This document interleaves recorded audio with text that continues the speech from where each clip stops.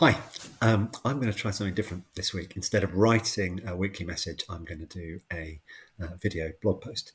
So let's see how this goes. There's two things I wanted to talk about this week. One is the Digital Foundry and Foundry Live, which was a 2-day event that we ran early this week on Tuesday and Wednesday with Birmingham City University. Now, the Digital Foundry program, for which I'm responsible, is here to help us as an organisation do three things.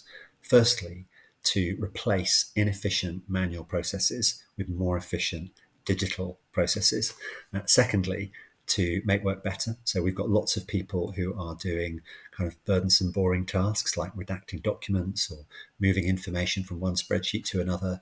We want to replace that with digital processes so that those people can get on with doing better and more interesting and valuable things for our citizens. And the third thing is we want to change the culture of the organisation. So we're trying to work in a much more agile way to develop and deliver products in very short time spans, 6 weeks and sometimes even quicker.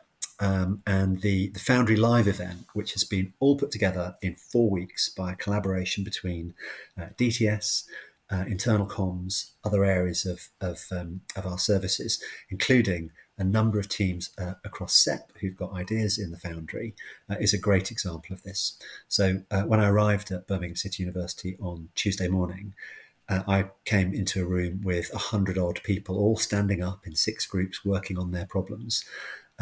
Really exciting. Services there, DTS, external partners like Microsoft and UiPath who are helping us automate processes, and students from the university. So we had groups of students from BCU joining each of these problem-solving teams. And in 2 days, we generated 6 working prototypes of the solutions. And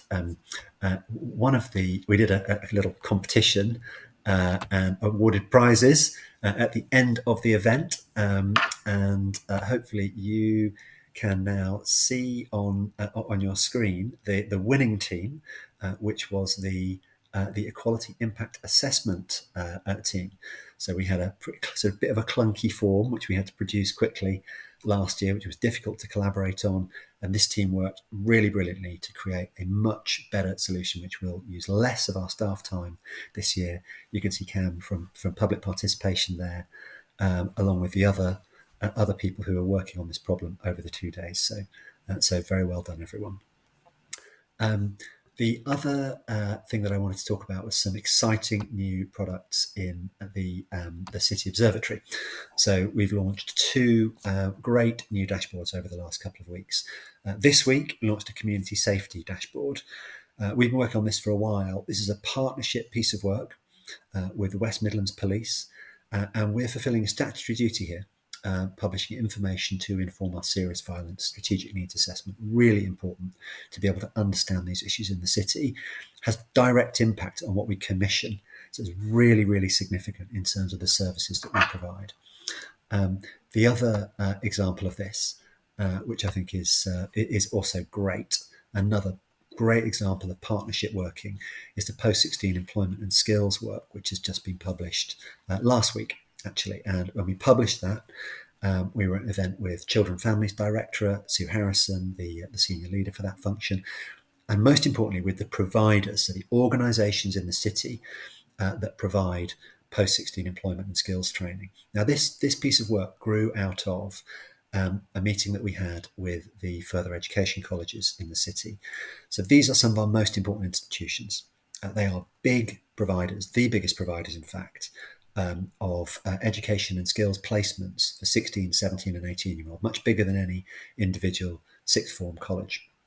And what they said to us was they wanted our help in understanding the demography of who they served, the areas that they worked in, who is coming down the track in terms of future cohorts, what opportunities there are for employment in the city, and to help them shape their outreach, their engagement, and the provision that they are making for our young people in the city. And we've done that. And at this event, I got some great feedback from Richard Smith. When he was demoing the dashboard, he was able to say to people, look, this is live, this is on our website, you can open your laptops now and you can get on board and start playing with it. And so people, 60-odd people in the room, were all opening their laptops and getting online and sort of, getting straight into actually using the tool. That's really impressive. That's our partners providers in the city using the value generating impact from our work. So I just want to call out this work. Amrit has been absolutely key to leading this piece of work. So I want to acknowledge her role in this as well. The thing that binds all three of these initiatives together that I've spoken about today is partnership, agility, and the focus on impact. And I just think they're a really great example of the way the Directorate is working together and across the wider organisation in order to make a difference in our city. So that's the first time for me doing a blog of this kind. I'd be really interested to hear whether people think this is a good format. I'm going to try and publish a transcript or captions with this. I hope that works. And as I say, be really interested in your feedback. Thanks very much.